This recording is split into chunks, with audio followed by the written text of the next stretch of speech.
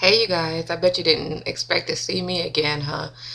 Well, I've just been basically trying to watch the progress of a video I did a few years ago, and although it's not like a YouTube blockbuster as some videos that I've seen have had, um, I'm just amazed at how much activity over the last 30 days the subject has brought up.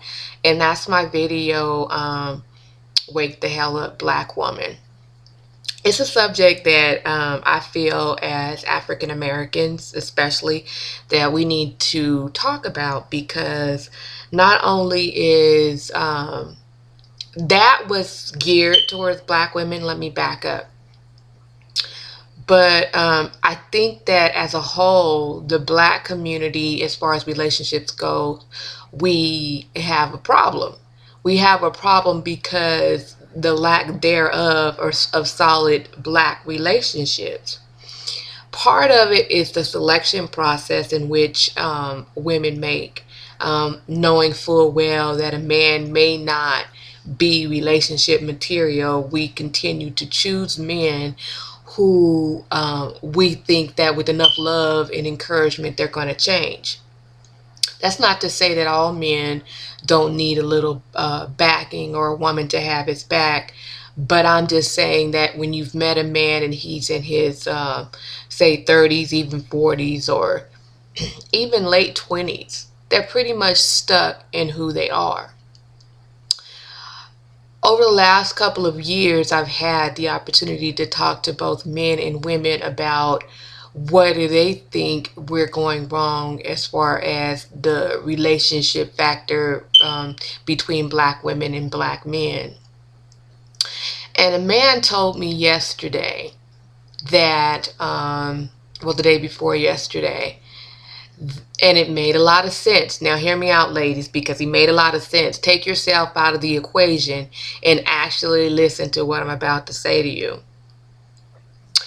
A man told me that we are responsible for being single.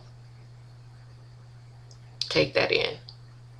That women are responsible for being single and not finding a good man because of their own actions.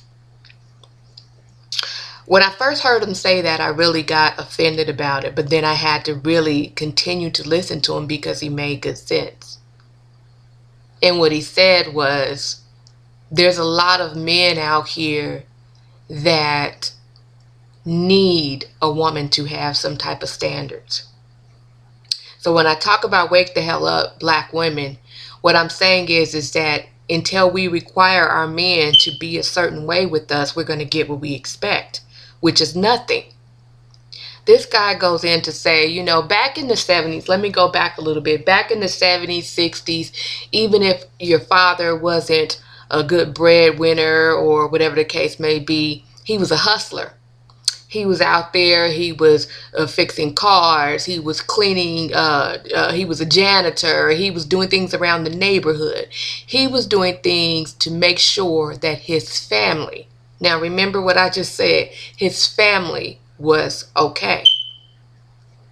With the disintegration of the black family, you don't have men that are they're no longer leading the families, but we haven't stopped having boys.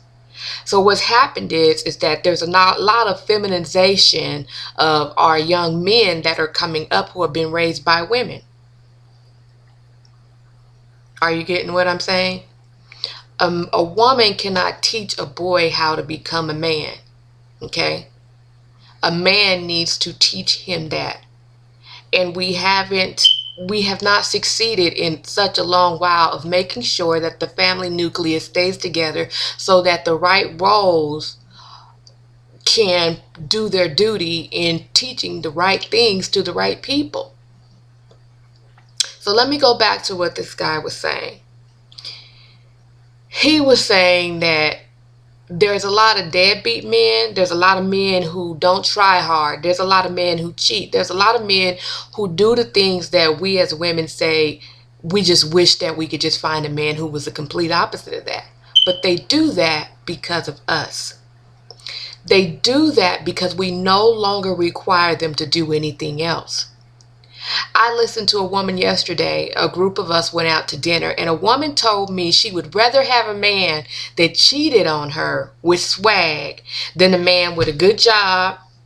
He may not dress, with the latest clothes, his credit is A1, but he may be boring. He may just choose to just sit on the couch with her and watch a movie. She wanted the excitement, and she was willing to accept what a player with swag would give her versus a man who they could grow together, and he was really interested in her happiness.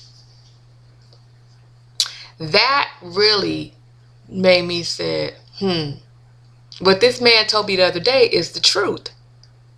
How can you expect more from a man when you don't, how do you think a man is going to give you more when you don't expect anything from him?